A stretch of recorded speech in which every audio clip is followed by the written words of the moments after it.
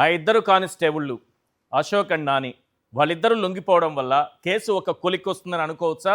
లేకపోతే ఇదంతా ఒక డ్రామాలో భాగంగా వాళ్ళు ఇన్ని రోజులు పారిపోవడం, ఈ సమయంలో లొంగిపోవడం, ఇవంతా ఈరోజు కోర్టులో కేసు ఉంది, హెబియస్ కార్పస్ ఈరోజు హైకోర్టులో ఉంది, అది వాయిదా పడింది. ఆ సమయం గడిచిన తర్వాత లొంగిపోవడం, ఇదంతా ఏదైనా ప్రీ ప్లాన్డ్గా అన్న జరుగుతుంది అనుకోవచ్చా?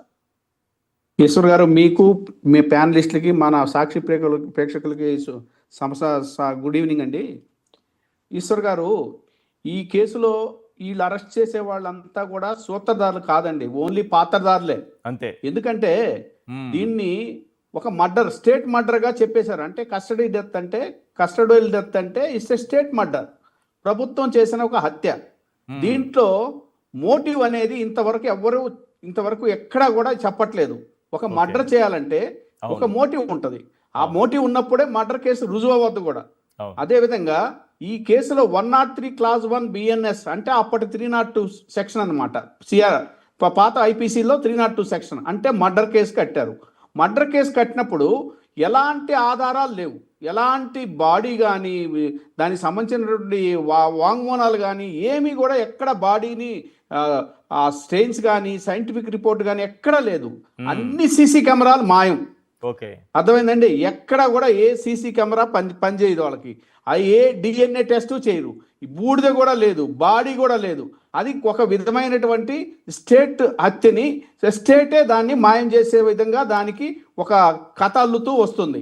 ఇప్పుడు ముఖ్యంగా చెప్పాలంటే ఎవరైతే లొంగిపోతున్నారో వాళ్ళు కేవలం పాత్రదారులే, సూత్రధారులు కాదు.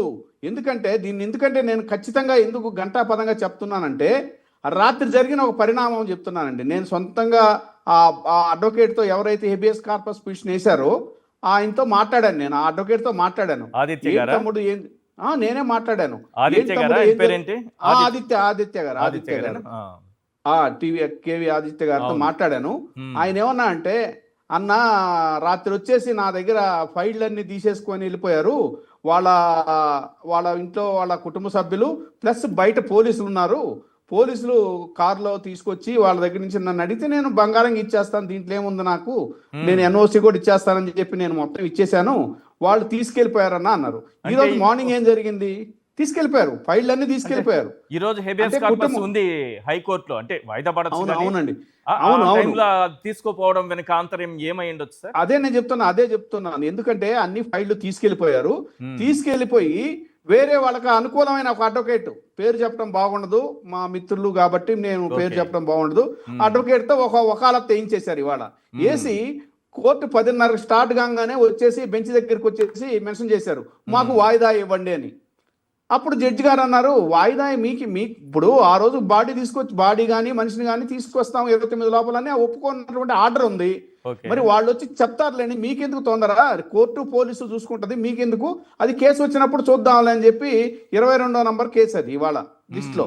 కానీ అది దురదృష్టవశాత్తు అది రీచ్ కాలేదన్నమాట. రీచ్ కాకపోతే డేట్ కూడా ఇంకా అది రేపటికైతే లేదు, రేపు లిస్ట్ కూడా వచ్చేసింది, రేపటికైతే లేదు.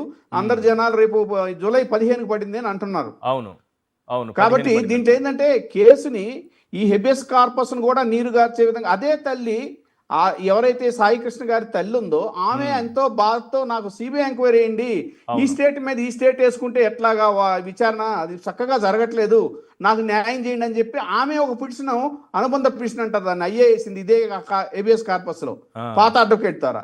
ఇప్పుడు ఏం జరిగిందో, ఎంత ఒత్తిడి తీసుకొస్తున్నారో ఆ మీద, కుటుంబం మీద అయితే అర్థం కావట్లేదు. కానీ ఈ ఒత్తిడి లేకపోతే ఇవన్నీ ఎందుకు జరుగుతాయి? ఈ ఫైల్ తీసుకెళ్ళిపోవడం కానీ, వేరే అనుకూలమైన వాళ్ళకి అనుకూలమైన అడ్వకేట్ని, స్టేట్కి అనుకూలమైన అడ్వకేట్ని పెట్టుకోవడం కానీ, ఇవన్నీ ఎందుకు జరుగుతున్నాయి?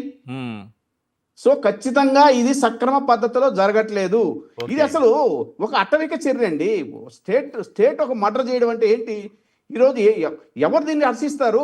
ఎక్కడ ప్రపంచంలో ఇలాంటి హత్య ఇంతవరకు ఈ 30 ఏళ్ల చరిత్రలో నేను ఎక్కడ చదవలేదండి. హత్య ఒక కోణము, హత్య తరువాత జరిగింది మరో కోణం. కస్టడీల్ డెత్లో బాడీలు ఉంటాయి. జనరల్ గా కస్టడీల్ డెత్లో ఏం చేస్తారంటే మెజిస్ట్రియల్ విచారణ చేస్తారు. అంటే ఎవరు చంపారు, ఎట్లా జరిగారు, బాడీ ఉంటుంది కాబట్టి జరుగుతారు. దీంట్లో బూడిది కూడా లేదు. విషయం ఏంటంటే బూడిది కూడా లేదు. ఎంత పాచికమైన చర్య స్టేట్ చేసింది అనేది, అసలు నీతి నిజాయితీ అనేది స్టేట్ గవర్నమెంట్కి ఉంటే ఖచ్చితంగా సిబిఐకి ఇచ్చేయాలి. ఓకే. దీంట్లో సూత్రధారులు వేరే ఉండకపోతే ఎందుకు భయం? ఇచ్చేయండి. సిబిఐ ఎంక్వైరీ స్ట్రైట్ అవే ఇష్యూ జీవో, ఒక జీవో ఇచ్చేయండి. అది కదా స్టేట్ గవర్నమెంట్ చేయాల్సింది. వాళ్ళని పాపం ఆ పేదవాళ్ళని పట్టుకొని వాళ్ళని బెదిరించి భయపెట్టి ఏం చేస్తారండి? కాదు ఇదే సార్, పరిపాలన? మీరు చెప్పండి, ఒక లాయర్గా మీకు అనుభవం ఉంది కదా, ఒక అడ్వకేట్గా బాగా అనుభవం ఉన్న వ్యక్తిగా చెప్పండి. హెబియస్ కార్పస్ అంటే ఎందుకు అంత భయపడుతున్నారు? ఆ పిటిషన్ హైకోర్టు విచారణకు వస్తే పోలీసులు ఎందుకు దీన్ని ఏదో ఒక రకంగా నీరు గార్చాలని చూస్తున్నారు? ఏంటి దాని ఎందుకు అంత భయపడుతున్నారు? ఏంటి ఆ పిటిషన్కి అంత ఇది ఉందా? హెబియస్ కార్పస్ స్కోప్ చాలా ఎక్కువ అండి. ఎందుకంటే వాళ్ళు కమిట్మెంట్ ఒక తప్పుడు అఫిడవిట్ ఇచ్చారు హైకోర్టులో. మేము దీన్ని 29 లోపల మేము అతన్ని సజీవంగా కానీ చనిపోయినా కానీ బాడీ అయినా ప్రొడ్యూస్ చేస్తామని ఒక హామీ ఇచ్చారు హైకోర్టుకి. ఓకే. ఇవాళ 29వ తారీఖు. దానికి ముందే 19వ తారీఖే అది చనిపోయినట్టుగా వాళ్ళే పాత 302 ఐపీసీ లేదా 103 క్లాస్ 1 ఆఫ్ ది బిఎన్ఎస్ కట్టడంలోనే సో మేము చంపేశాము అనేది ఒప్పుకున్నారు. ఇప్పుడు ఏమి వాదిస్తారు? ఏమి చెప్తారు? కోర్టుకి అబద్ధాలు చెప్పారని చెప్తారా? కోర్టుకు తప్పుడు అఫిడవిట్ ఇచ్చారని చెప్తారా? ఏం చెప్తారు కోర్టులో వచ్చి? చెప్పలేక అదే ఒత్తిడి ఎవరైతే పిటిషన్ వేశారో వాళ్ళ తల్లి గారి మీద ఒత్తిడి తీసుకొచ్చారనుకుంటున్నాను అండి. ఎందుకంటే ఇది ఓకే. అలా ఒత్తిడి తీసుకురాందే ఆమె 4 రోజుల క్రితం వేసినటువంటి ఒక పిటిషన్, అనుబంధ పిటిషన్ ఏదైతే ఉందో సిబిఐ కానీ స్వతంత్ర సంస్థతో కానీ దర్యాప్తు చేయమని ఇచ్చినటువంటి ఒక ఏదైతే ఉందో అది కూడా ఆమె వేసినప్పుడు మనం ఏమనుకుంటాం? ఏదో వీళ్ళకి ఒక విధమైనటువంటి ఏదో అన్యాయం జరిగిందని ఒక ఫీలింగ్లో ఉన్నారంటే వాళ్ళనే వీళ్ళు బెదిరించి ఈరోజు ఫైల్ తీసుకెళ్ళిపోయారు అడ్వకేట్ దగ్గర నుంచి అంటే ఏంటి అర్థం? ఎస్.